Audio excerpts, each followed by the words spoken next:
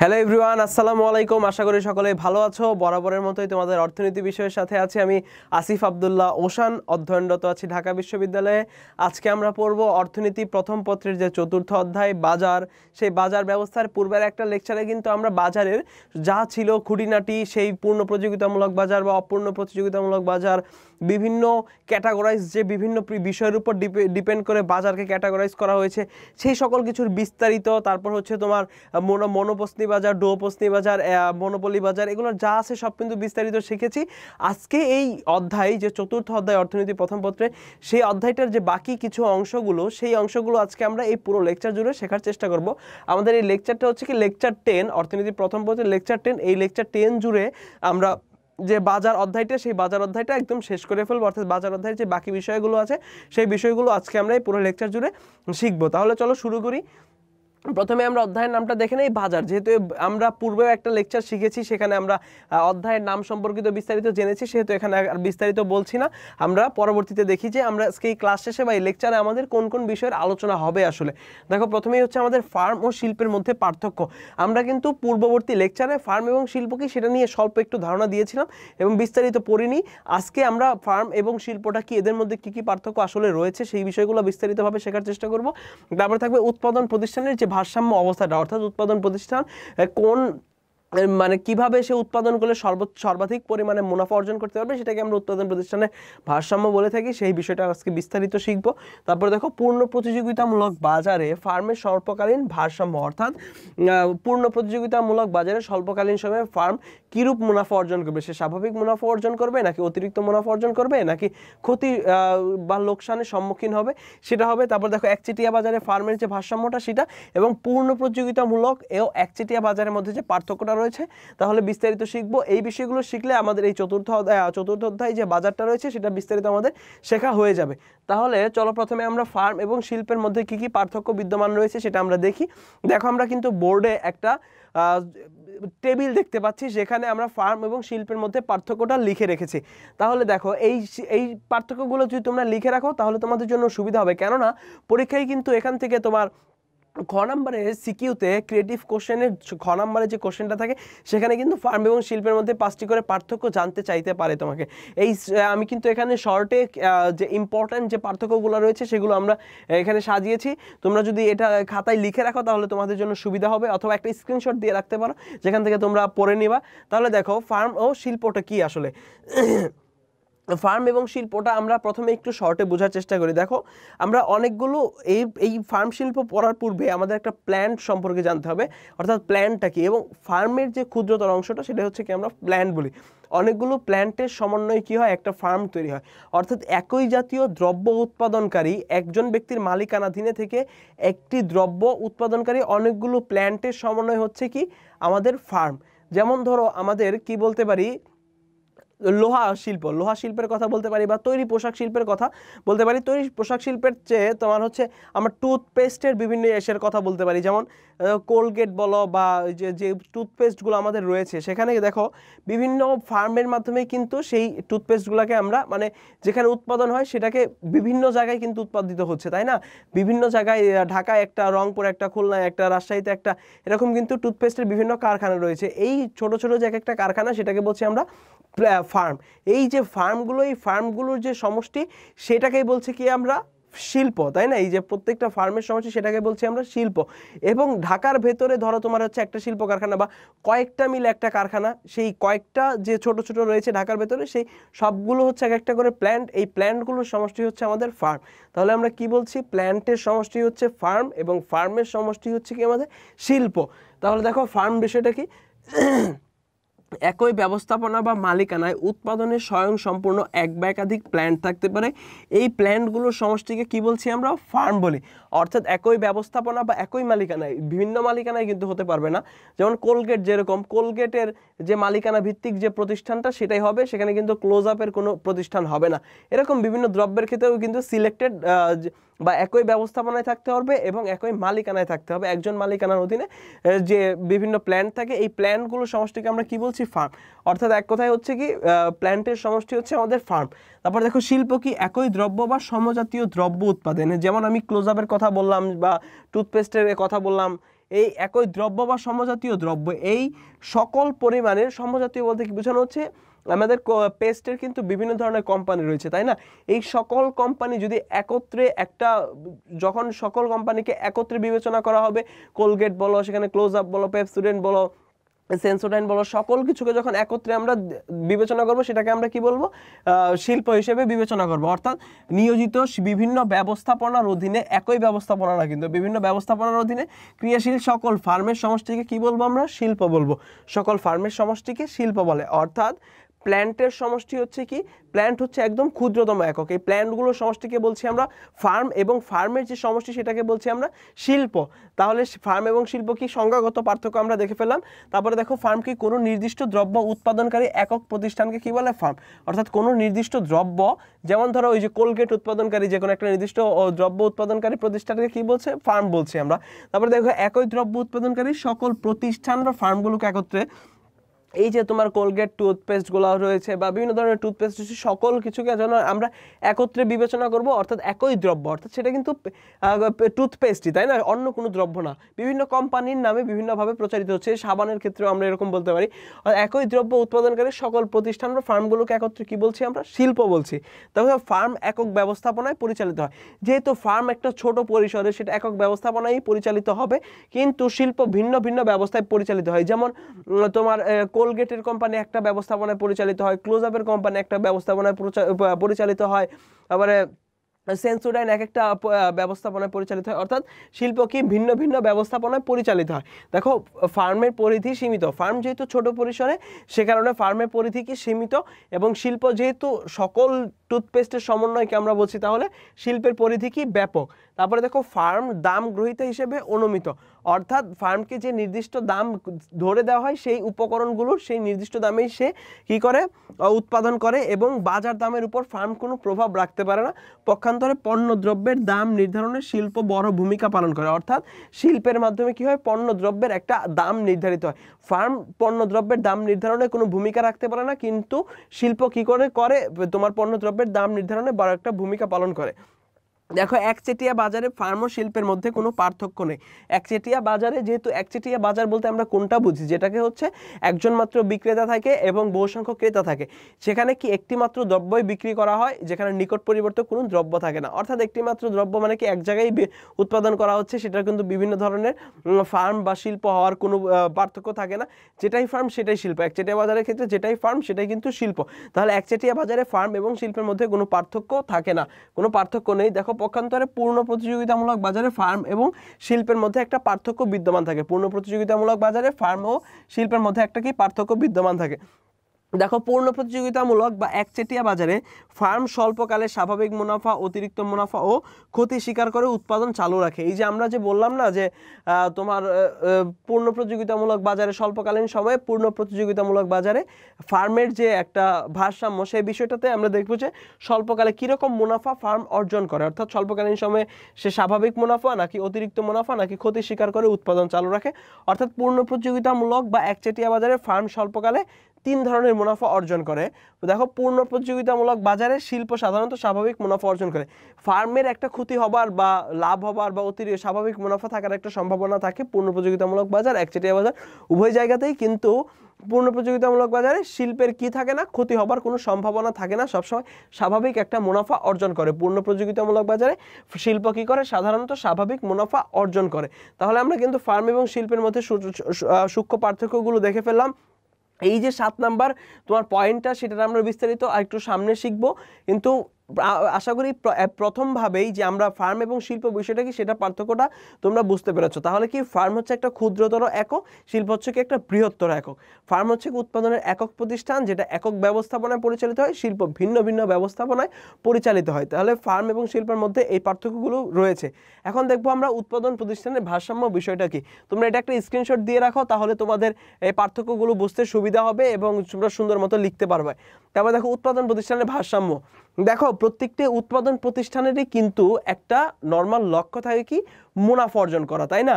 প্রত্যেকটা উৎপাদন প্রতিষ্ঠান কেন গড়ে ওঠে? যে জনগণকে সেবা দেওয়ার বিনিময়ে সে একটা মুনাফা অর্জন করবে বা কোনো একটা দ্রব্য সে প্রোভাইড করবে, সেটা বিক্রি করবে, সেটার মাধ্যমে কি করবে, সে একটা মুনাফা অর্জন করবে বা লাভ করবে। এটাই কিন্তু একটা উৎপাদন প্রতিষ্ঠানের একটা কি থাকে, লক্ষ্য থাকে, তাই না? দেখো তাহলে আমরা উৎপাদন প্রতিষ্ঠানের ভারসাম্য কি দেখছি? উৎপাদন প্রতিষ্ঠান বা ফার্ম কর্তৃক উৎপাদনের যে ক্ষেত্রে মোট ব্যয়ের তুলনায় মোট আয় সবচেয়ে বেশি, সেখানে মুনাফা সর্বাধিক। সেখানে মুনাফা কি সর্বাধিক, অর্থাৎ দেখো যেখানে ব্যয় যতটুকু করলো তার থেকে আয়ের পরিমাণটা যেখানে সর্বাধিক, সেখানে কি মুনাফাটাই সর্বাধিক। এই যে সর্বাধিক থাকার যে অবস্থাটা, এই যে সেই অবস্থায় উৎপাদন প্রতিষ্ঠানের ভারসাম্য বা কাম্য অবস্থা অর্জিত হয়। অর্থাৎ যখন সে সর্বাধিক পরিমাণে মুনাফা অর্জন করছে তখন কি হয়, যখন সে সর্বাধিক পরিমাণে মুনাফা অর্জন করছে তখন তার কাম্য অবস্থা অর্জিত হয়, অর্থাৎ উৎপাদন প্রতিষ্ঠানের ভারসাম্য অর্জিত হয়। কি হয় তখন? উৎপাদন প্রতিষ্ঠানের ভারসাম্য অর্জিত হয়। তাহলে উৎপাদন প্রতিষ্ঠানের ভারসাম্য কি? যখন উৎপাদন প্রতিষ্ঠান বা কোনো একটা ফার্ম কি করে, যখন সর্বাধিক পরিমাণে মুনাফা অর্জন করে, সেটাকেই আমরা কি বলছি? উৎপাদন প্রতিষ্ঠানের ভারসাম্য। অর্থাৎ মোট ব্যয়ের তুলনায় মোট আয়ের পরিমাণটা তখন সবচেয়ে বেশি, সেখানে আমরা কি বলছি? উৎপাদন প্রতিষ্ঠানের ভারসাম্য।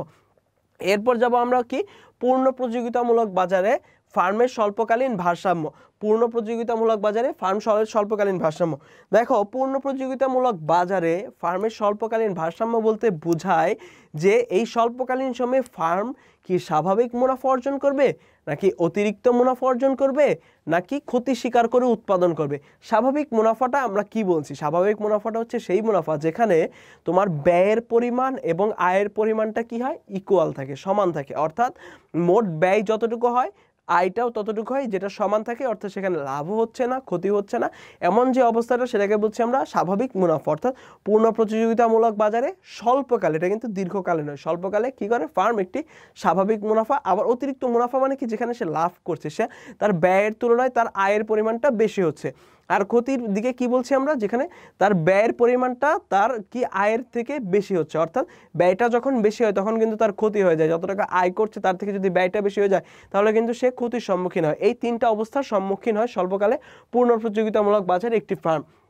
দেখো ফার্মের স্বল্পকালীন ভারসাম্যের অর্থ এই যে স্বল্পকালে ফার্ম সবসময় অতিরিক্ত মুনাফা অর্জন করবে না, মানে সবসময় যে একটি ফার্ম লাভই করবে, অতিরিক্ত মুনাফা অর্জন করবে এমনটা নয়। ফার্ম স্বল্পকালে অতিরিক্ত মুনাফা অর্জন করবে নাকি লোকসানের সম্মুখীন হবে বা স্বাভাবিক মুনাফা অর্জন করবে তা নির্ভর করবে স্বল্পকালীন গড় ব্যয় রেখা এর অবস্থানের উপর। তাহলে দেখো এই জিনিসটা একটু ভালো করে লক্ষ্য করো কি স্বল্পকালীন গড় ব্যয় রেখা এর উপর ডিপেন্ড করবে। অর্থাৎ কি পরিমাণে গড় ব্যয় রেখা, অর্থাৎ সে কি পরিমাণে ব্যয় করছে সেইটার উপরে কি ডিপেন্ড করবে, তার লাভ হচ্ছে না লোকসান হচ্ছে নাকি স্বাভাবিক মুনাফা অর্জিত হচ্ছে সেটা ডিপেন্ড করবে। আমরা কিন্তু এর পরবর্তীতে চিত্র দেখব, সেই চিত্রতে আমরা কিন্তু সবসময় খেয়াল করব যে গড় ব্যয় রেখাটা কোথায় অবস্থান করছে। অর্থাৎ গড় ব্যয় রেখার উপর ডিপেন্ড করেই সে স্বাভাবিক মুনাফা অর্জন করছে নাকি অতিরিক্ত মুনাফা অর্জন করছে নাকি ক্ষতি স্বীকার করে উৎপাদন করছে, এই বিষয়গুলো থাকবে। তাহলে দেখো এই স্বল্পকালীন ভারসাম্যতে কি করছে? স্বাভাবিক মুনাফা অর্জন করছে। এই বিষয়গুলো একটু মাথায় রাখবা যে পি ইকুয়াল টু এসি। দেখো এখানে পি ইকুয়াল টু এসি কেন দেওয়া হয়েছে? দেখো উৎপাদন প্রতিষ্ঠান যে দামে বিক্রি করছে, পি দ্বারা কিন্তু আমরা কি বলছি? প্রাইস। যে দামে বিক্রি করছে সেটাই কিন্তু তাদের একটা আয়, তাই না? যে দামে তুমি একটা দ্রব্য উৎপাদন করে বিক্রি করবা, যে দামে, সেই দামটাই কিন্তু তোমার একটা আয়, সেই টাকাটাই কিন্তু পাচ্ছ। সে কারণে যে পি মানে কি? আমাদের আয়। আর এসি মানে কি? আমাদের অ্যাভারেজ কস্ট বা গড় ব্যয়। এই গড় ব্যয় মানে আমরা গড়ে কত টাকা ব্যয় করলাম। এই যখন আমরা আয় মানে পি দ্বারা আমরা কিন্তু এখানে আয় বুঝাচ্ছি, মানে কি? প্রাইস, মানে যেটা বিক্রি করছি সেটাই আমাদের যেহেতু আয়, সেহেতু আমরা এখানে পি দ্বারা বুঝাচ্ছি কি? আয়টাকে। এই পি এবং এসি যখন সমান হবে, অর্থাৎ গড় ব্যয় এবং মোট আয় যখন সমান হবে, তখন আমরা কি হব? স্বাভাবিক মুনাফা অর্জন করব। আবার দেখো অতিরিক্ত মুনাফাটা কি? দেখো পি এর পরিমাণটা যখন এভারেজ কস্টের থেকে এসি এর থেকে বেশি হচ্ছে, দেখো পি এর মানটা যখন এভারেজ কস্টের থেকে বেশি হচ্ছে তখন কিন্তু আমরা একটা অতিরিক্ত মুনাফা মানে আমাদের লাভ হচ্ছে, তখন কিন্তু আমরা আমাদের যে আয় এবং ব্যয়ের পরিমাণটা জিরো হচ্ছে না বা ইকুয়াল হচ্ছে না, আমরা অতিরিক্ত একটা মুনাফা অর্জন করছি। দেখো যখন পি ইজ গ্রেটার দ্যান কি এসি, অর্থাৎ পি আমরা বলছি কি? আমাদের আয়। কারণ যে দামে আমরা প্রাইসটা, অর্থাৎ প্রাইসটাই কিন্তু আমাদের আয়, অর্থাৎ যে দামে বিক্রি করছি সেটাই কিন্তু আমাদের আয়। তারপর দেখো ক্ষতি স্বীকার করে উৎপাদন কখন হয়? যখন অ্যাভারেজ কস্টটা কি হয়? তোমার প্রাইসের থেকে বেশি হয়। অর্থাৎ প্রাইসটাই যেহেতু আমাদের আয়, যখন আমাদের আয়ের থেকে অ্যাভারেজ কস্ট অর্থাৎ আমাদের ব্যয়ের পরিমাণটা বেশি হয়ে যায় তখন কিন্তু আমাদের ক্ষতি থাকে, তাই না? এবং স্বল্পকালে একটা ফার্মের কি হয়, ফার্ম কিন্তু তাদের যে স্থায়ী সম্পদগুলো রয়েছে স্বল্পকালে কিন্তু চাইলেই সেই স্থায়ী সম্পদগুলো যদি সে উৎপাদন না করে চাইলে কিন্তু সেই যে স্থায়ী সম্পত্তির ব্যয়টা কিন্তু সে মেটাতে পারে না বা সেটা সে হ্রাস করে ফেলতে পারে না, কারণ এই ব্যয়টা তাকে বহন করতেই হয়। সে কারণে ক্ষতি স্বীকার করে উৎপাদন, এখানে বলা হচ্ছে সে ক্ষতি স্বীকার করে যদি উৎপাদন না করে তাহলে কিন্তু তার ব্যয়টা যে একটা নির্দিষ্ট ব্যয়টা স্থায়ী সম্পদের উপর সেটা তার ব্যয় বহন করতেই হবে। কিন্তু সে যদি উৎপাদন চালিয়ে যায় তাহলে দেখা যাবে যে একটা টাইমে তার একটা এই দুইটার মধ্যে একটা ভারসাম্য চলে আসতে পারে, যে তার আয়টা একটু এখন বেশি হয়ে গেল যে কারণে পূর্বের যে ব্যয়টা বেশি হয়েছিল সেটার মধ্যে একটা ভারসাম্য চলে আসতে পারে। সেজন্য দেখো এখানে বলা হয়েছে কিন্তু ক্ষতি স্বীকার করে উৎপাদন। ক্ষতি আমরা বলছি যে ক্ষতি কখন হবে, যখন অ্যাভারেজ কস্টটা প্রাইসের থেকে বেশি হবে। তাহলে দেখো আমরা এই স্বল্পকালীন ভারসাম্যটা আবার কয়েকটা শর্তের উপর ডিপেন্ড করে, সেই শর্তগুলো আমরা দেখব যে স্বল্পকালীন পূর্ণ প্রতিযোগিতামূলক বাজারে ফার্মের স্বল্পকালীন ভারসাম্য যে কয়েকটা বিষয়ের উপর ডিপেন্ডেন্ট সেই বিষয়টা আমরা দেখে নেই। নর্মালি দুইটা শর্তের উপর ডিপেন্ডেন্ট, সেই শর্তগুলো আমরা দেখি। দেখো এখানে আমরা কিন্তু চিত্র দিয়েছি। দেখো স্বল্পকালে পূর্ণ প্রতিযোগিতামূলক বাজারে কোনো ফার্মের ভারসাম্যে পৌঁছাবার শর্ত কতটি? দুটি। অর্থাৎ স্বল্পকালীন সময়ে কোনো ফার্মের ভারসাম্যে পৌঁছাবার শর্ত, প্রথমে এই অংশটুকু দেখো, এইদিকে এখন আপাতত তাকায়ও না তাহলে মাথা কিন্তু গোলায় যাবে। আমি ধীরে ধীরে সবগুলো চিত্র সুন্দর মতো বুঝাই দিব, তখন আশা করি তোমরা সবকিছু বুঝে ফেলবা। দেখো স্বল্পকালে পূর্ণ প্রতিযোগিতামূলক বাজারে কোনো ফার্মের ভারসাম্যে পৌঁছাবার শর্ত কয়টি? দুইটি। দেখো ফার্মের প্রান্তিক আয় ও প্রান্তিক ব্যয় পরস্পর সমান হবে। ফার্মের প্রান্তিক আয় এবং প্রান্তিক ব্যয় মানে কি, স্বল্পকালে ভারসাম্যে পৌঁছাবে। ভারসাম্যে পৌঁছানোর মানে কি, যখন হচ্ছে কি যে লস হচ্ছে না বা ওই তিনটা পরিস্থিতির সম্মুখীন হবে, সে হয়তো স্বাভাবিক মুনাফা অর্জন করবে অথবা অতিরিক্ত মুনাফা অর্জন করবে অথবা ক্ষতি স্বীকার করে উৎপাদন করবে। এই পর্যায়ে পৌঁছাতে গেলে তার কয়টা শর্ত মানতে হবে? দুইটা শর্ত। দেখো প্রথমে কি, ফার্মের প্রান্তিক আয় এবং প্রান্তিক ব্যয় কি হবে? পরস্পর সমান হবে। ফার্মের প্রান্তিক আয় এবং প্রান্তিক ব্যয় কি? এমআর মার্জিনাল কি রেভিনিউ, প্রান্তিক আয় ইকুয়াল টু কি প্রান্তিক ব্যয় মার্জিনাল কস্ট, অর্থাৎ এম আর ইকুয়াল টু কি এমসি, অর্থাৎ কি এম আর ইকুয়াল টু হচ্ছে আমাদের এমসি, এই দুইটা কি হবে আমাদের সমান হবে। M R equal to MC হবে, অর্থাৎ স্বল্পকালে একটি ফার্মের প্রান্তিক আয় ও প্রান্তিক ব্যয় পরস্পর সমান হবে এবং ভারসাম্য যে বিন্দুটা সেই বিন্দুতে কি হবে, এমসি রেখার ঢাল is greater than M R রেখার ঢাল, বা এমসি রেখার পরিবর্তনের হার, মানে এমসি রেখা যে পরিবর্তন হচ্ছে, এমসি মানে কি মার্জিনাল কস্ট, এমসি কি মার্জিনাল কস্ট। আমরা কিন্তু ওখানে দেখেছি যে এম আর ইকুয়াল টু কি এমসি হবে, এম আর ইকুয়াল টু, অর্থাৎ এই যে এমসিটাই হচ্ছে আমাদের কি এম আর। এই যে আমরা দেখো এই চিত্রটাতে এমসি দেখছি, এখানে কিন্তু এমসি মানে কি এম আর, অর্থাৎ এমসি ইকুয়াল টু এম আর হবে এবং এমসি রেখা কি হবে, এমসি রেখা দেখো এম আর রেখাকে নিচের দিক থেকে ছেদ করে উপরের দিকে যাবে। এমসি রেখা এম আর রেখাকে নিচের দিক থেকে, এই যে এম আর রেখাকে নিচের দিক থেকে ছেদ করে উপরের দিকে যাবে। তাহলে প্রথমে দেখো এই দুইটা শর্ত, তাই না, যে এম আর ইকুয়াল টু কি হবে এমসি হবে এবং এমসি রেখার ঢাল এম আর রেখার ঢালের থেকে বেশি হবে, অর্থাৎ এমসি রেখা এম আর রেখাকে নিচের দিক থেকে ছেদ করে উপরের দিকে যাবে। দেখো এম আর মানে কি আমাদের মার্জিনাল রেভিনিউ। এই দেখো পূর্ণ প্রতিযোগিতামূলক বাজারে যেটাই দাম সেটাই কি আমাদের এম আর, সেটাই কি হচ্ছে আমাদের কি এ আর, অর্থাৎ পূর্ণ প্রতিযোগিতামূলক বাজারে দেখো প্রথমে দেখো আমাদের স্বাভাবিক মুনাফা, অর্থাৎ এটা হচ্ছে আমাদের স্বাভাবিক মুনাফার একটা চিত্র। প্রথমে কি আমাদের স্বাভাবিক মুনাফা যখন অর্জিত হবে, দেখো সেখানে এমসি এবং এমআর কি হবে সমান হবে। দেখো এই যে এমসি কিন্তু এমআর এর সাথে এই মাঝখানের বিন্দুতে কিন্তু মিলিত হয়েছে। দেখো পূর্ণ প্রতিযোগিতামূলক বাজারে স্বাভাবিক মুনাফা যখন অর্জিত হবে তখন আমাদের price equal to average revenue equal to কি এমআর, প্রাইস ইকুয়াল টু কি এভারেজ রেভিনিউ ইকুয়াল টু কি এমআর, অর্থাৎ যেটা দাম সেটাই কি আমাদের অ্যাভারেজ রেভিনিউ, অর্থাৎ অ্যাভারেজ মানে গড় আয় আর প্রান্তিক আয়, অর্থাৎ দামটাই মোট আয় গড় আয় প্রান্তিক আয় সবগুলাই কি সমান পূর্ণ প্রতিযোগিতামূলক বাজারে। P equal to A R equal to কি M R, P R equal to A R equal to M R. এই এম আর এবং এমসি কি হতে হবে সমান হতে হবে। দেখো এই যে এমসি কিন্তু এম আর এর এই বিন্দুতে ছেদ করেছে, এই বিন্দুতে কিন্তু এই যে দেখো এ বিন্দু না, এই এ বিন্দু এই বিন্দুতে কিন্তু এম আর এবং এমসি কিন্তু সমান। এই যে আমাদের প্রথম শর্তটা M R equal to MC.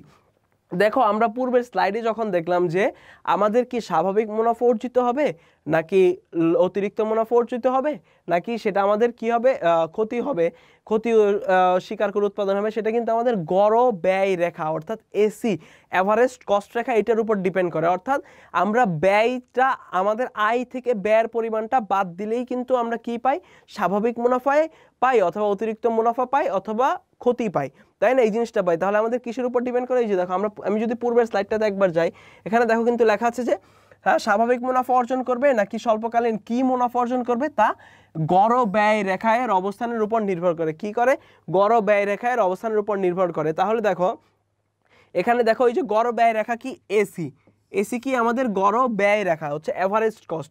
দেখো এভারেজ কস্ট কিন্তু এই যে প্রাইসের সাথে এই এ বিন্দুতে কিন্তু মিলিত হয়েছে। কোন বিন্দুতে? এই এ বিন্দুতে মিলিত হয়েছে। অর্থাৎ এভারেজ কস্ট এবং প্রাইস এই বিন্দুতে কিন্তু এই এ বিন্দুতে কিন্তু সমান। এই বিন্দুটা কি? আমাদের প্রাইস, তাই না? এই প্রাইস বা এই যে পি আমাদের আয়, average revenue, MR marginal revenue সব কিন্তু সেম। এই এ বিন্দুতে কিন্তু এই এসি রেখার এই যে সর্বনিম্ন বিন্দুটা এখানে কিন্তু মিলিত হয়েছে। অর্থাৎ এই এ বিন্দুতে এসি এবং কি পি সমান। এসি এবং পি এই এ বিন্দুতে কি? এ বিন্দুতে হচ্ছে আমাদের এসি ইকুয়াল টু কি? পি, বা পি ইকুয়াল টু এসি, যেটা তোমার ইচ্ছা লিখতে পারো, P equal to AC. A P equal to AC. দেখো এখানে কিন্তু আমাদের এসি রেখার সর্বনিম্ন বিন্দু হচ্ছে কি? এই এ বিন্দুতে কিন্তু এই এ বিন্দুতে কি আমাদের প্রাইস এবং এসি কিন্তু সমান, তাই না? আমাদের যেহেতু এই এ বিন্দুতে ছেদ করছে, তাহলে এখানে যেহেতু সমান, তাহলে দেখো আমরা পূর্বের স্লাইডে কি দেখেছিলাম? পূর্বের স্লাইডে দেখেছিলাম পি ইকুয়াল টু এসি হয়। পি ইকুয়াল টু এসি হয় কখন? স্বাভাবিক মুনাফা অর্জিত হলে। দেখো তাহলে এই চিত্রটাতে আমরা কি দেখছি যে এই এ বিন্দুতে কিন্তু এ বিন্দুতে এসি ইকুয়াল টু কি? পি, বা পি ইকুয়াল টু কিন্তু এসি। তাহলে এখানে আমাদের কি অর্জিত হয়েছে?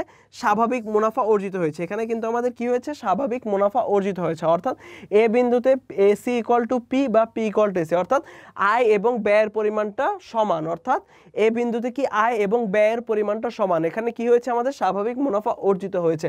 তাহলে আমরা স্বাভাবিক মুনাফাটা পেয়ে গেলাম। এখন দেখবো আমরা কি অতিরিক্ত মুনাফা, অর্থাৎ এই যে এটা হচ্ছে আমাদের অতিরিক্ত মুনাফা। আমাদের শর্ত কিন্তু কি ছিল? দেখো এমআর এবং এমসি রেখাটা কি হবে? সমান হবে। আমাদের প্রথম শর্ত কি? ফার্মের প্রান্তিক আয় ও প্রান্তিক ব্যয় পরস্পর কি হবে? সমান হবে। প্রান্তিক আয় এবং প্রান্তিক ব্যয় পরস্পর সমান হবে। কিন্তু এখানে একটা কথা মাথায় রাখবা যে এই স্বল্পকালীন ভারসাম্যে সে কোনো একটা প্রতিষ্ঠানকে, কোনো একটা ফার্ম লাভ করবে না, লস করবে না, স্বাভাবিক মুনাফা অর্জন করবে, সেটা কিন্তু গড় ব্যয় রেখা, এভারেজ কস্ট রেখার উপর ডিপেন্ড করছে। সেটা কি করছে? এভারেজ কস্ট রেখার উপর ডিপেন্ড করছে। এই ঠিক একইভাবে দেখো, এই যে আমরা অতিরিক্ত মুনাফার ক্ষেত্রে যদি বলি, এই যে আমরা কিন্তু পূর্বেই বলেছি যে P equal two AR equal to MR. পূর্ণ প্রতিযোগিতামূলক বাজারে এই তিনটা কিন্তু সেম হয়। পি মানে কি? আমাদের আয়, প্রাইসটাই কিন্তু আয়। একটা উৎপাদন প্রতিষ্ঠানের যে দামে বিক্রি করছে, প্রাইসটা যত, সেটাই কিন্তু তাদের একটা আয়। অর্থাৎ P equal two AR equal to MR.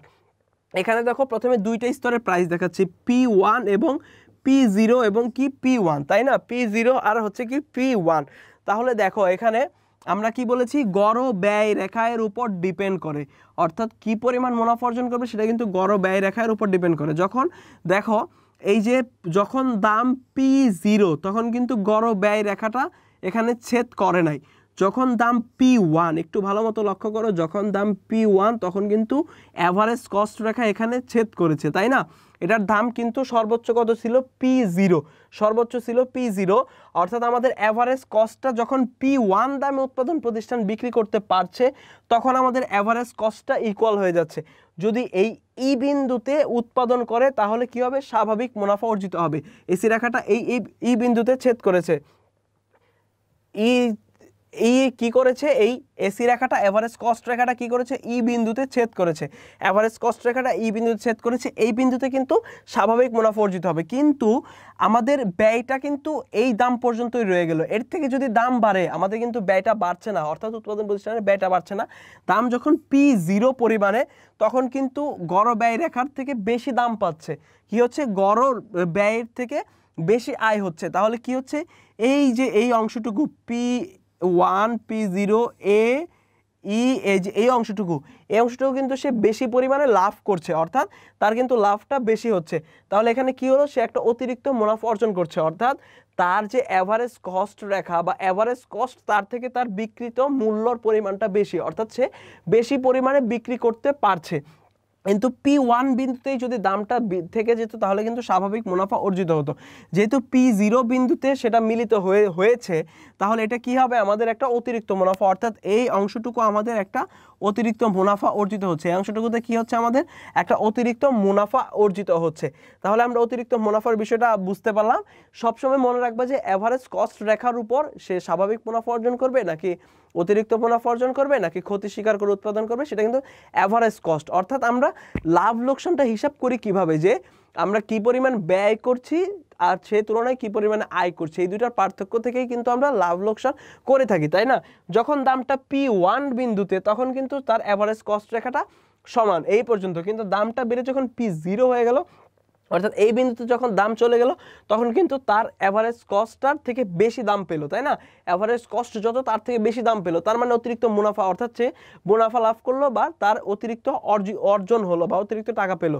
এবং লম্বককে আমরা কি দিয়েছি? প্রাইস, পিসি, অর্থাৎ হচ্ছে প্রাইস এবং কস্ট, প্রাইস এবং কস্ট লম্বককে, আর ভূমি অক্ষ হচ্ছে পরিমাণটা দিচ্ছি। এই যে দেখো এই অংশটুকু আমাদের কি অতিরিক্ত মুনাফা।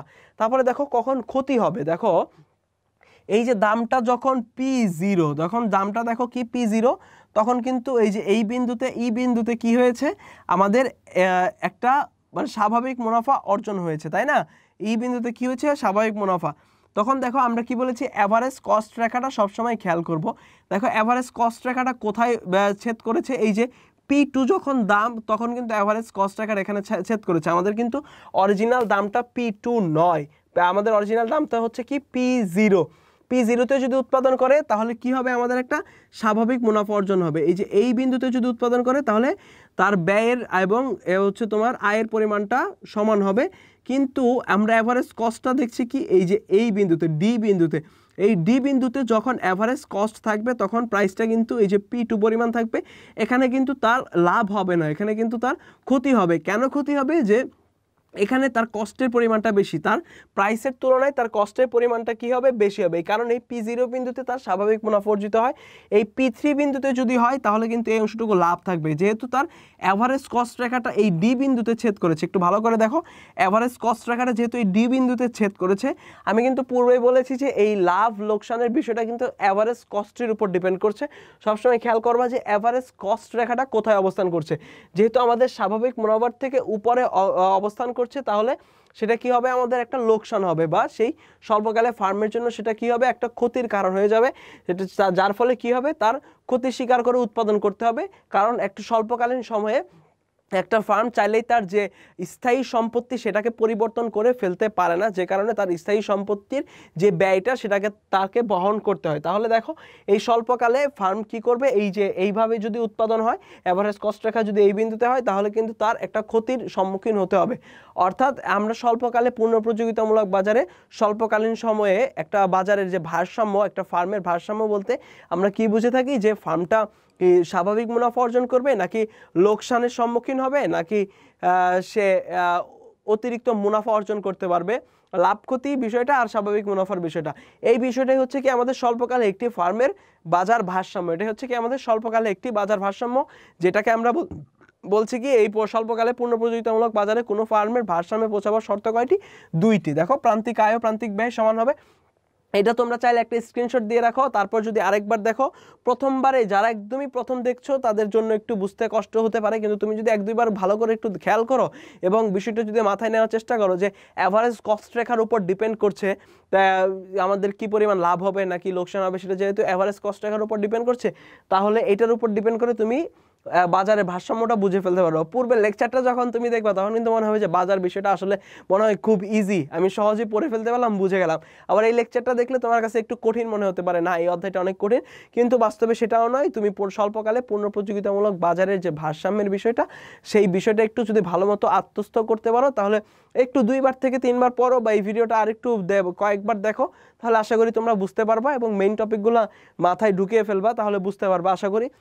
এরপরে দেখবো আমরা একচেটিয়া বাজারের যে বাজার ভারসাম্যটা, সেটা দেখো একচেটিয়া বাজারে ফার্মের ভারসাম্য। একচেটিয়া বাজারে কিন্তু ফার্ম যেটা শিল্প সেটাই, মানে একচেটিয়া বাজারে ফার্ম এবং শিল্পের মধ্যে কোনো পার্থক্য নেই। তবে একচেটিয়া বাজারেও যে বাজার ভারসাম্য, যে সেটা কি স্বল্পকালীন সময়ে সেটা লাভ হতে পারে, অর্থাৎ স্বাভাবিক মুনাফা অর্জন করতে পারে, অথবা অতিরিক্ত মুনাফা অর্জন করতে পারে, অথবা কি ক্ষতি স্বীকার করে উৎপাদন করতে পারে। দেখো কোন দ্রব্যের একচেটিয়া বাজার বলতে আসলে কি বলছি আমরা? দেখো, কোন দ্রব্যের সরবরাহ বা উৎপাদন যখন একজন বিক্রেতা বা একটি উৎপাদন প্রতিষ্ঠানের হাতে থাকে, সেরূপ বাজারকে কি বলছি আমরা? একচেটিয়া বাজার বলছি। সেরূপ বাজারকে কি বলছি আমরা? একচেটিয়া বাজার বলছি। তাহলে একচেটিয়া বাজারে দেখো অনুমতি শর্তগুলো কি কি? বাজারে বিক্রেতা একজন কিন্তু ক্রেতা অধিক সংখ্যক। বাজারে বিক্রেতা একজন কিন্তু ক্রেতা কত? অধিক সংখ্যক। আমরা কিন্তু বলছি যে শুরু থেকে একচেটিয়া বাজার কি, পূর্বের লেকচারেও কিন্তু একচেটিয়া বাজার সম্পর্কে আমরা আলোচনা করেছি যে একজন মাত্র বিক্রেতা থাকবে কিন্তু ক্রেতা অসংখ্য থাকবে, নিকট পরিবর্তক কোনো দ্রব্য থাকবে না, তাই না? দেখো, এই যে নিকট পরিবর্তক দ্রব্য নেই, গড় আয় ও প্রান্তিক আয় রেখা বাম দিক থেকে ডান দিকে নিম্নগামী, প্রান্তিক আয় রেখা গড় আয় রেখার নিচে অবস্থান করে, প্রান্তিক আয় রেখা গড় আয় রেখার নিচে অবস্থান করে। এটা যখন আমরা চিত্রে দেখব তখন কিন্তু আমরা 3 নম্বর পয়েন্টটা বুঝতে আমাদের জন্য সুবিধা হবে। এখন কিন্তু মাথার উপর দিয়ে যাবে যে গড় আয় রেখা প্রান্তিক আয় রেখার নিচে অবস্থান করে বা প্রান্তিক আয় রেখা গড় আয় রেখার নিচে অবস্থান করে, এই বিষয়টা কি আসলে, কোথায় কোন জায়গায় নিচে অবস্থান করলো বা সেটা কোথায় নিচে অবস্থান করার বিষয়টাই কোথায়, সেই বিষয়টা কিন্তু আমরা এখানে বুঝতে পারবো না। তারপরে দেখো, স্বল্পকালে একচেটিয়া কারবারি 3টি উৎপাদন অবস্থার সম্মুখীন হতে পারে। কয়টি অবস্থার সম্মুখীন হতে পারে? দেখো, এই যে স্বল্পকালে একচেটিয়া বাজারে বলো, পূর্ণ প্রতিযোগিতামূলক বাজারে বলো, বাজার এই ভারসাম্যে 3টি অবস্থার সম্মুখীন হয়। একটা হচ্ছে তার স্বাভাবিক মুনাফা অর্জন করবে, অথবা সে ক্ষতি স্বীকার করে উৎপাদন করবে, অথবা সে অতিরিক্ত মুনাফা অর্জন করবে। এই 3টা অবস্থার সম্মুখীন হয়। কিন্তু দীর্ঘকালে কিন্তু একচেটিয়া বাজারে সবসময় অতিরিক্ত মুনাফা অর্জন করে। কিন্তু স্বল্পকালে একচেটিয়া বাজারে শুধুমাত্র স্বল্পকালে এই 3টি অবস্থার সম্মুখীন হয়। এটাকে আমরা একচেটিয়া বাজারের বাজার ভারসাম্য বলছি। এটাকে কি বলছি আমরা? একচেটিয়া বাজারে বাজার ভারসাম্য। অর্থাৎ স্বাভাবিক মুনাফা অর্জন করবে নাকি অতিরিক্ত মুনাফা অর্জন করবে নাকি ক্ষতি স্বীকার করে উৎপাদন করবে, এই বিষয়টা কিন্তু আমরা এই একচেটিয়া বাজারে বাজার ভারসাম্যের মধ্যে অন্তর্ভুক্ত করছি। তাহলে দেখো, কখন স্বাভাবিক মুনাফা অর্জিত হবে? যখন দাম এবং গড় ব্যয়টা সমান হবে। এই আগের মতোই কিন্তু, যখন দাম এবং গড় ব্যয়, কারণ কি বলছি আমরা? যখন মানে দামটাই মানে কি, একটা উৎপাদন প্রতিষ্ঠান যে দামে বিক্রি করছে সেটাই কিন্তু তার আয়, তাই না? তার বেশি পর্যন্ত সে আয় করছে না। তাহলে দেখো, মুনাফা যখন দাম এবং গড় ব্যয় যখন সমান, তখনই কি হবে? একটা লাভের সম্মুখীন হবে। তারপরে দেখো, অতিরিক্ত মুনাফা কখন অতিরিক্ত মুনাফা অর্জন করবে? যখন প্রাইসটা এভারেজ কস্টের থেকে বেশি হবে। অর্থাৎ প্রাইসটাই যেহেতু তাদের আয়, সেটা যখন এভারেজ কস্ট অর্থাৎ সে কী পরিমাণে ব্যয় করলো সেটার থেকে যদি তার আয়টা বেশি হয়, তাহলে নিশ্চয়ই অতিরিক্ত মুনাফা অর্জিত হবে। তারপরে দেখো, ক্ষতি স্বীকার করে উৎপাদন, যখন ব্যয়ের পরিমাণটা বেশি হয়ে যায়, অর্থাৎ আয়ের তুলনায় ব্যয়ের পরিমাণটা যখন বেশি হয়ে যায়, তখন কিসের সম্মুখীন হয়? ক্ষতি স্বীকার করে উৎপাদনের সম্মুখীন হতে হয়। তাহলে দেখো, আমরা দেখবো এখন যে একচেটিয়া বাজারে ফার্মের ভারসাম্য পৌঁছাতে গেলে কি কি শর্তের প্রয়োজন। প্রথমে দেখো, আমরা কিন্তু পূর্ণ প্রতিযোগিতামূলক বাজারেও শর্তটা দেখেছি, পূর্ণ প্রতিযোগিতামূলক বাজারেও কিন্তু আমাদের শর্ত ছিল। এখন দেখবো একচেটিয়া বাজারে কি কি শর্তের সম্মুখীন হতে হবে। দেখো, একচেটিয়া কারবারি ভারসাম্য অর্জনের লক্ষ্যে 2টি শর্ত পালন করে। সেখানে কি? ভারসাম্য বিন্দুতে প্রান্তিক আয় ও প্রান্তিক ব্যয় কি সমান? প্রান্তিক আয় MR = কি? প্রান্তিক ব্যয়। আমরা কিন্তু এই যে পূর্ণ প্রতিযোগিতামূলক বাজারে বাজার ভারসাম্যতেও কিন্তু দেখেছি যে প্রান্তিক আয় এবং প্রান্তিক ব্যয় কি হয়? সমান হয়। অর্থাৎ প্রান্তিক MR = কি হয়? MC হয়। MC রেখার ঢাল কি হয়? MR রেখার ঢালের থেকে বেশি হয়। MC রেখার ঢাল কি? MR রেখার ঢালের থেকে বেশি হয়। অর্থাৎ MC রেখা MR রেখাকে নিচ দিক থেকে ছেদ করে উপরে উঠবে। এই যে দেখো, MC রেখা MR রেখাকে, প্রথমে আমরা প্রথম শর্তটা দেখে নেই। স্বাভাবিক মুনাফার এই চিত্রটা থেকে আমি 3টা ভাগ করে দেই। দেখো, 3টা ভাগ করে দেই, যেহেতু আমাদের 3টা চিত্র, তোমরা চিত্রটা খাতায় অঙ্কন করে ফেলো, তাহলে তোমাদের বুঝতে সুবিধা হবে। দেখো, আমরা প্রথমে কি দেখছি যে MR রেখা এবং MC রেখা কি হবে? সমান হবে। MR রেখা এবং MC রেখা সমান হবে। MC রেখার ঢাল কি হবে? MR রেখার ঢালের থেকে বেশি হবে। অর্থাৎ MC রেখা, এই যে দেখো, এটা কিন্তু আমাদের MC রেখা, তাই না? এই MC রেখা MR রেখাকে নিচের দিক থেকে ছেদ করে উপরে উঠবে, নিচের দিক থেকে ছেদ করে উপরে উঠবে। MC রেখা কি? MC মানে কি? Marginal cost. মার্জিনাল কস্ট অর্থাৎ প্রান্তিক ব্যয়, MR হচ্ছে কি? মার্জিনাল রেভিনিউ, প্রান্তিক আয়, দুইটা কি হবে? সমান হবে। এবং MC রেখার ঢাল MR রেখার ঢাল অপেক্ষা বেশি হবে। MC রেখা নিচের দিক থেকে MR রেখাকে, MC রেখা নিচের দিক থেকে MR রেখাকে ছেদ করবে। তাহলে MC এবং MR রেখাটা আমরা পেয়ে গেলাম।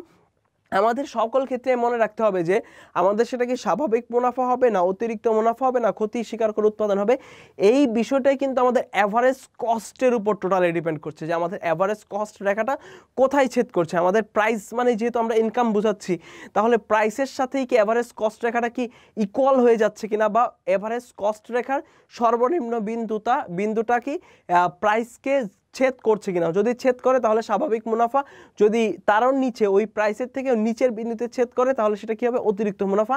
এবং এই যে একটা বাজার ভারসাম্যের প্রাইস তার থেকে যদি উপরে ছেদ করে তাহলে কি হবে, ক্ষতি স্বীকার করে উৎপাদন। কথাটা বুঝতে একটু কষ্ট হলেও তুমি ধীরে ধীরে দেখো, তাহলে সহজেই তুমি বুঝে যাবা। তাহলে দেখো এই যে এমসি এবং এমআর রেখার বিষয়টা চলে গেল। আমরা কি জানি যে এমআর রেখা আমরা কিন্তু দেখেছিলাম যে 3 নাম্বার শর্তটা কি কথা বলেছিলাম, দেখো পূর্বের স্লাইডে আমাদের 3 নাম্বার শর্তটা কি ছিল, গড় আয় ও প্রান্তিক আয় রেখা বাম দিক থেকে ডান দিকে নিম্নগামী। গড় আয় কি, এসি হচ্ছে কি আমাদের গড় আয়, এভারেজ এআর হচ্ছে আমাদের কি গড় আয়, এআর হচ্ছে কি আমাদের গড় আয় এভারেজ রেভিনিউ, আর হচ্ছে কি এমসি হচ্ছে কি এম আর হচ্ছে কি আমাদের প্রান্তিক আয়, এমআর কি হচ্ছে আমাদের প্রান্তিক আয়। তাহলে দেখো এই স্লাইডটাতে দেখো আমাদের এমআর রেখা এবং এমআর এবং এআর, এমআর এবং এআর এভারেজ রেভিনিউ গড় আয়, এমআর হচ্ছে কি প্রান্তিক আয়।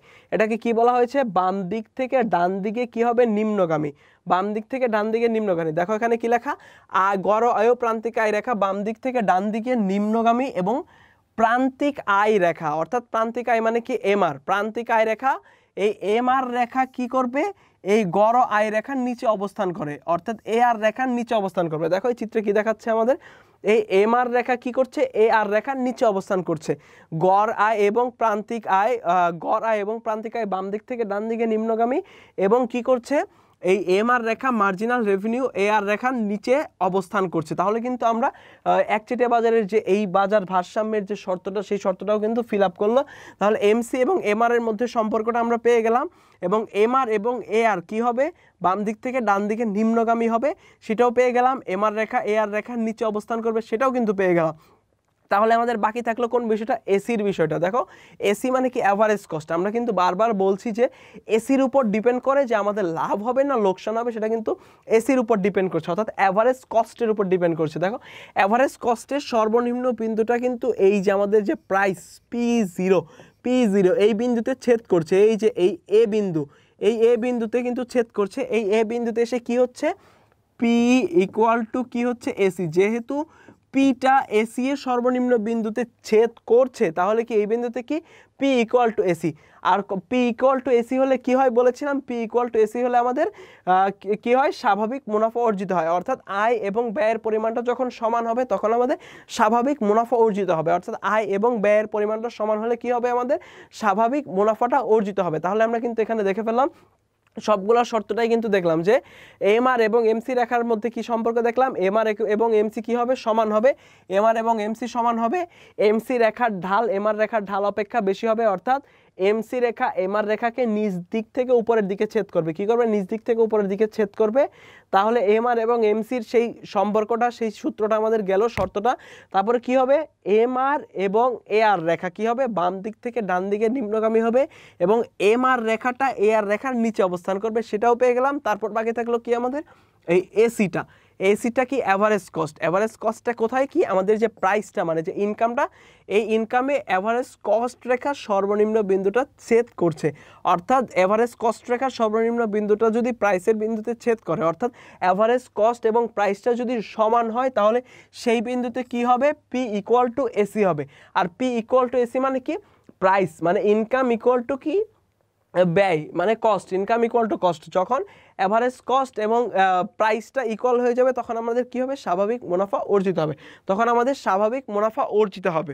তাহলে দেখো এই যে আমাদের যে অতিরিক্ত মুনাফার সূত্রটা, অতিরিক্ত মুনাফার যে চিত্রটা, এই চিত্রটা এখন দেখার চেষ্টা করি। যেহেতু একসাথে দুটো দেখতে যদি তোমাদের বুঝতে সমস্যা হয়, তাহলে তোমরা এই পূর্ণ প্রতিযোগিতামূলক বাজারে যে বাজার ভারসাম্যের বিষয়টা, সেটা আজকে দেখবা। আবার একচেটিয়া বাজারে যে বাজার ভারসাম্যের এই অংশটুকু, এটুকু আবার কালকে দেখবা। তাহলে একটু ধীরে ধীরে মাথায় ঢুকানোর চেষ্টা করবা, আশা করি তোমরা বুঝবা। এই বিষয়টা যখন তুমি বুঝে যাবা, তখন কিন্তু নিজের কাছে মনে হবে যে সে এত সহজ জিনিসটা আমি একটু সময় নিয়েছি, এইটু কিন্তু সহজ। তুমি একটু কষ্ট করলে দেখবা যে মাথার ভিতর ঢুকে গেছে সুন্দর মতো। জাস্ট তোমার শর্তগুলো মনে রাখতে হবে যে এই বাজার ভারসাম্যর ক্ষেত্রে কোন ক্ষেত্রে আমাদের পি ইকুয়াল টু এসি হলে কি হয়, বা পি এর মানটা যদি এসি এর থেকে বেশি হয় তাহলে কি হয়, বা এসির মানটা পি এর থেকে বেশি হলে কি হয়, এই বিষয়গুলো মাথায় রাখতে হবে। এবং যে অনুমিত শর্তগুলা দিচ্ছে যে MR equal to AC। MR মানে কি? Marginal revenue. MR equal to কি দিচ্ছে আমাদের? কি AR মানে কি? প্রান্তিক আয়।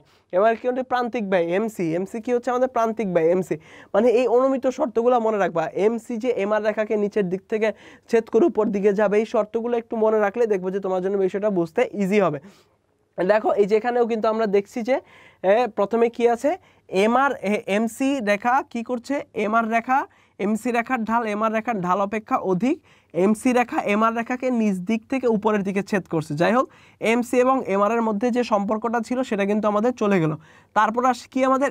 MR এবং AR এর মধ্যে সম্পর্কটা। MR এবং AR এর মধ্যে সম্পর্কটা কি ছিল? যে MR এবং AR রেখা বাম দিক থেকে ডান দিকে নিম্নগামী। কি?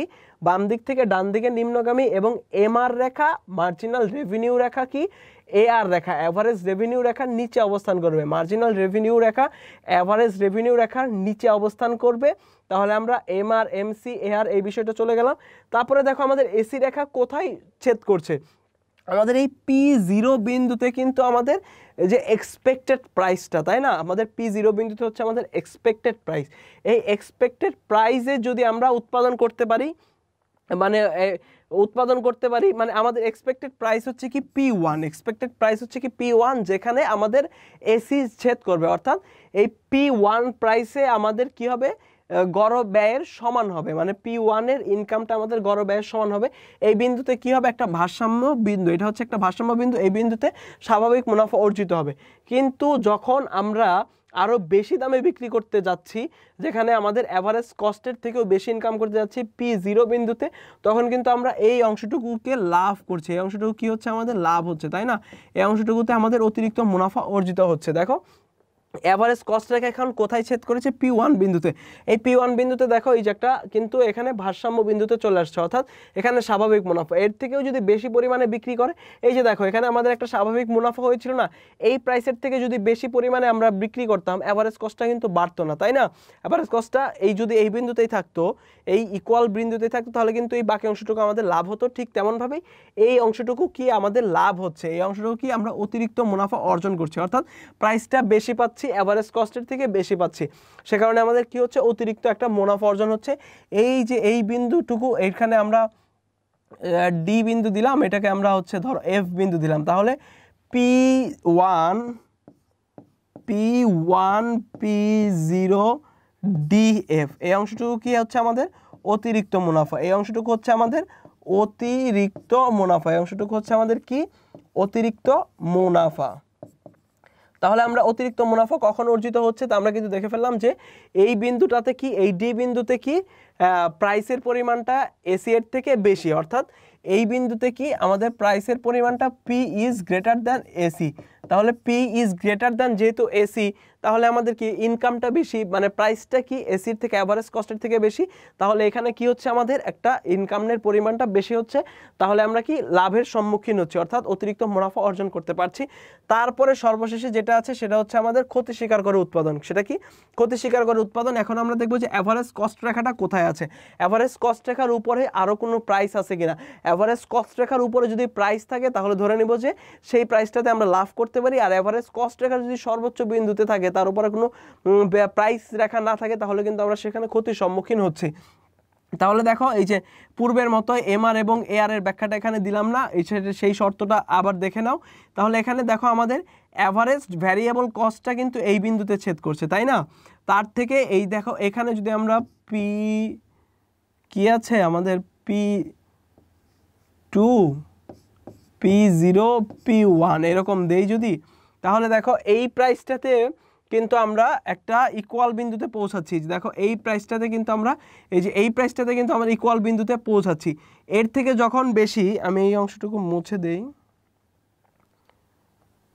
দেখো এই বিন্দুতে কিন্তু ইকুয়াল প্রাইসে পৌঁছাচ্ছি। দেখো এর থেকে যখন অ্যাভারেজ কস্টের পরিমাণটা যখন সর্বাধিক পরিমাণে চলে যাচ্ছে, এই P1 দামে চলে যাচ্ছে, তখন কিন্তু আমাদের এই অংশটুকু ক্ষতির একটা সম্মুখীন হচ্ছি, যে এই অংশটুকু তাতে আমরা উৎপাদন করতে পারছি না, বা এখানে আমাদের এক্সপেক্টেড প্রাইসের থেকেও বেশি প্রাইস এবং এখানে আমাদের খরচটা বেশি চলে যাচ্ছে, যে কারণে কি হচ্ছে? একটা স্বল্পকালে ক্ষতির সম্মুখীন হতে হচ্ছে। সে কারণে কি হচ্ছে? স্বল্পকালে একটা ক্ষতির সম্মুখীন হতে হচ্ছে, যার ফলে কি স্বল্পকালে একচেটিয়া বাজারে ক্ষতি স্বীকার করে উৎপাদন করতে হবে। সে যদি উৎপাদন না করে তাহলে তার কি হবে, যে তার যে স্থায়ী সম্পত্তিগুলো রয়েছে সেগুলোর পেছনে যে খরচটা, সেই খরচটা তো তাকে বহন করতেই হবে, কারণ স্বল্পকালে এই স্থায়ী সম্পত্তিগুলো পুরোপুরি অপসারণ করা সম্ভব হয় না। তবুও যদি সে ক্ষতি স্বীকার করে উৎপাদন করতে থাকে তাহলে আশা করা যায় যে একটি সময় তার মুনাফার পরিমাণটা বেড়ে গিয়ে তার আবার অতিরিক্ত মুনাফা অর্জন হবার একটা সম্ভাবনা থেকে যায়। তাহলে আমরা কিন্তু একচেটিয়া বাজারে স্বল্পকালে যে ফার্মের ভারসাম্য বলতে স্বাভাবিক মুনাফা অর্জিত হচ্ছে নাকি অতিরিক্ত মুনাফা অর্জিত হচ্ছে নাকি ক্ষতি স্বীকার করে উৎপাদন হচ্ছে, এটা কিন্তু দেখে ফেললাম। তোমরা চাইলে একটা স্ক্রিনশট দিয়ে নিয়ে রাখতে পারো, তাহলে পরবর্তীতে তোমাদের বুঝতে আরও সুবিধা হবে। এই বিষয়টা আরও সহজে বুঝতে পারবা যদি তোমরা শর্তগুলা মনে রাখো। যদি তোমরা শর্তগুলা একদম মাথার ভিতর গেঁথে ফেলতে পারো তাহলে কিন্তু বিষয়গুলো তোমাদের মনে সহজেই থাকবে এবং সহজেই সেটা বুঝে ফেলতে পারবে। তাহলে আমরা পূর্ণ প্রতিযোগিতামূলক বাজারে ফার্মের ভারসাম্য অর্থাৎ স্বাভাবিক মুনাফা অর্জন নাকি অতিরিক্ত মুনাফা অর্জন নাকি ক্ষতি স্বীকার করে উৎপাদন, সেই বিষয়গুলো শিখলাম। এখন একচেটিয়া বাজারেরটাও শিখলাম। এখন আমরা দেখব যে পূর্ণ প্রতিযোগিতামূলক বাজার এবং একচেটিয়া বাজারের মধ্যে আসলে কি কি পার্থক্য রয়েছে, অর্থাৎ কি কি পার্থক্যের ভিত্তিতে তাদেরকে আলাদা করা হচ্ছে। যেহেতু আমরা পূর্ণ প্রতিযোগিতামূলক, যদিও পূর্বের লেকচারে পূর্ণ প্রতিযোগিতামূলক বাজার একচেটিয়া বাজার নিয়ে আলোচনা করেছি, এখন দেখবো যে এদের মধ্যে কি কি পার্থক্য বিদ্যমান রয়েছে। দেখো পূর্ণ প্রতিযোগিতামূলক একচেটিয়া বাজারের মধ্যে পার্থক্য। পূর্ণ প্রতিযোগিতামূলক বাজার কি আমরা জানি, যেখানে অসংখ্য ক্রেতা ও বিক্রেতা থাকবে এবং তারা একটি সমজাতীয় দ্রব্য নিজেদের মধ্যে দামাদামি করে বিক্রি করতে পারবে। আবার একচেটিয়া বাজারের ক্ষেত্রে আমরা কি জানি, যে একজন মাত্র বিক্রেতা থাকবে এবং অসংখ্য ক্রেতা থাকবে, যে একজন মাত্র বিক্রেতাই সেই দ্রব্যটা বিক্রি করতে পারবে এবং অন্য কেউ পারবে না। এটা হচ্ছে আমাদের একচেটিয়া বাজারের মেইন যে বৈশিষ্ট্যটা, তাই না? তাহলে দেখো পূর্ণ প্রতিযোগিতামূলক বাজারের প্রথম পার্থক্য কি আছে, অসংখ্য ক্রেতা ও বিক্রেতা বিদ্যমান। কি অসংখ্য ক্রেতা ও বিক্রেতা বিদ্যমান, যেটা আমি পূর্বেই বললাম। আর একচেটিয়া বাজারে ক্রেতা অসংখ্য হলেও বিক্রেতা মাত্র কতজন, একজন। বিক্রেতা মাত্র কতজন, একজন। তারপরে দেখো এই যে পূর্ণ প্রতিযোগিতামূলক বাজারে কিন্তু পণ্য বা দ্রব্য সমজাতীয় হয়, মানে সমজাতীয় দ্রব্যগুলো ক্রয় বিক্রয় হয়। তো পক্ষান্তরে একটি মাত্র পণ্য, একচেটিয়া বাজারে একটি মাত্রই পণ্যই সেখানে বিক্রি হয়, সেখানে কিন্তু নিকট পরিবর্তক কোনো দ্রব্য থাকে না। পক্ষান্তরে একচেটিয়া বাজারে কি হয়, একটি মাত্র দ্রব্য বিক্রি হয় এবং নিকট পরিবর্তক কোনো দ্রব্য থাকে না। তারপর দেখো বাজারের উপকরণ সমূহ সম্পূর্ণ গতিশীল। কেন গতিশীল উপকরণ সমূহ পূর্ণ প্রতিযোগিতামূলক বাজারের? কেননা সেখানে অসংখ্য ক্রেতা বিক্রেতা থাকছে, তারা তাদের চাহিদা মতো, তাদের যোগান মতো, তাদের ইচ্ছা অনুযায়ী বিষয়গুলো ভোগ করতে পারছে, কিনতে পারছে, যোগান বৃদ্ধি করতে পারছে। কিন্তু একচেটিয়া বাজারে যেহেতু একজন মাত্র বিক্রেতাই থাকছে, সেজন্য সে উপকরণের গতিশীলতাটা নিশ্চিত করছে না বা সকলের হস্তান্তর হচ্ছে না বা সকলের কাছে পৌঁছাচ্ছে না, যে কারণে একচেটিয়া বাজারের উপকরণের গতিশীলতা নাই বললেই চলে এবং পূর্ণ প্রতিযোগিতামূলক বাজারের উপকরণ সমূহ সম্পূর্ণ গতিশীল। তারপরে দেখো একচেটিয়া পূর্ণ প্রতিযোগিতামূলক বাজারে বাজার সম্পর্কে ক্রেতা ও বিক্রেতার সম্পূর্ণ ধারণা রয়েছে। যেহেতু অসংখ্য ক্রেতা এবং অসংখ্য বিক্রেতা থাকে, সেহেতু বাজার সম্পর্কে ক্রেতা বিক্রেতার একটা পূর্ণ জ্ঞান বিদ্যমান থাকে। অপরপক্ষে একচেটিয়া বাজার সম্পর্কে ক্রেতা ও বিক্রেতার পূর্ণ ধারণা থাকে না, মানে বিক্রেতা কি থাকে, একজন থাকে, সে পূর্ণাঙ্গ তথ্য দেয় না, একচেটিয়াভাবে সে বিজনেস করে যাচ্ছে, যার কারণে ক্রেতা ও বিক্রেতার একটা পূর্ণ ধারণার একটা অভাব থেকে যায়। তারপর দেখো সম্পদের দক্ষ ব্যবহার অর্জিত হয় পূর্ণ প্রতিযোগিতামূলক বাজারে কি হয়, সম্পদের দক্ষ ব্যবহার অর্জিত হয়। আর হচ্ছে একচেটিয়া বাজারে সম্পদের ব্যবহারের দক্ষতা অর্জিত হয় না। তারপরে দেখো পূর্ণ প্রতিযোগিতামূলক বাজারে দীর্ঘকালে কি হয়, স্বাভাবিক মুনাফা অর্জিত হয়। আমরা কিন্তু স্বল্পকালে কি দেখলাম, যে স্বাভাবিক মুনাফা, অতিরিক্ত মুনাফা বা ক্ষতি স্বীকার করে উৎপাদন, এই তিনটি অবস্থার সম্মুখীন হতে হয়। কিন্তু দীর্ঘকালে কি হয়, স্বাভাবিক মুনাফা অর্জিত হয়। দীর্ঘকালে কি হয়, স্বাভাবিক একটি মুনাফা অর্জিত হয়। আর দীর্ঘকালে কি হয়, একচেটিয়া বাজারে অতিরিক্ত মুনাফা অর্জিত হয়। আমরা কিন্তু এই একচেটিয়া বাজারের স্বল্পকালেও কি দেখলাম, স্বল্পকালে স্বাভাবিক মুনাফা, অতিরিক্ত মুনাফা বা ক্ষতি স্বীকার করে উৎপাদন, এই তিনটি বিষয়ের উপর ডিপেন্ড করতে হয়। কিন্তু পূর্ণ প্রতিযোগিতামূলক বাজারে দীর্ঘকালে স্বাভাবিক মুনাফা অর্জিত হয় আর একচেটিয়া বাজারে দীর্ঘকালে অতিরিক্ত মুনাফা অর্জিত হয়, অর্থাৎ লাভ হয়। একচেটিয়া বাজারে দীর্ঘকালে কি হয়, লাভ হয়। তাহলে আমরা পূর্ণ প্রতিযোগিতামূলক বাজার এবং একচেটিয়া বাজারের পার্থক্যটা শিখে ফেললাম। তাহলে আজকে এই পুরো লেকচার জুড়ে আমরা কি কি শিখলাম, যে বাজার বিষয়ে যে বাকি বিষয়গুলো ছিল, যে ফার্ম এবং শিল্পের মধ্যে পার্থক্যগুলো কি কি, বা স্বল্পকালীন সময়ে ফার্মের পূর্ণ প্রতিযোগিতামূলক বাজারে ফার্মের ভারসাম্য, স্বাভাবিক মুনাফা অর্জন নাকি অতিরিক্ত মুনাফা অর্জন নাকি ক্ষতি স্বীকার করে উৎপাদন। একচেটিয়া বাজারেও সেই বাজার ভারসাম্য স্বল্পকালীন সময়, এটা কিন্তু স্বল্পকালীন সময়। আর দীর্ঘকালীন সময়ে একচেটিয়া বাজার কি করে, অতিরিক্ত মুনাফা অর্জন করে, এবং পূর্ণ প্রতিযোগিতামূলক বাজার দীর্ঘকালে কি করে, স্বাভাবিক মুনাফা অর্জন করে। শুধুমাত্র স্বল্পকালীন সময়ে এই বাজার ভারসাম্যটার প্রয়োজন পড়ে। এই বিষয়গুলো শিখলাম এবং একচেটিয়া বাজার এবং পূর্ণ প্রযোজিতামূলক বাজারের মধ্যে পার্থক্যটা কি শিখে ফেললাম। আমাদের তাহলে কিন্তু বাজার অধ্যায়ের যা যা টপিক ছিল আমরা কিন্তু 2টা লেকচারের মাধ্যমে পুরোটা শেষ করে ফেলেছি। তাহলে আমরা কি কি বলেছিলাম প্রথমেই, যে ক্লাস শেষে যে বিষয়গুলো শিখবো সেগুলো কিন্তু সবগুলো শিখে ফেলেছি। আমাদের অধ্যায় 4টা শেষ। আমাদের এই লেকচার 10-এর মাধ্যমে আমাদের যে বাজার অধ্যায়টা সেটা কিন্তু আমরা শেষ করে ফেললাম। আশা করি তোমরা ভিডিওটা দেখলে একটু যদি ভালো মতো দেখো সবগুলো বিষয় বুঝতে পারবে এবং বাজার সম্পর্কে তোমাদের আর কোনো কনফিউশন থাকবে না।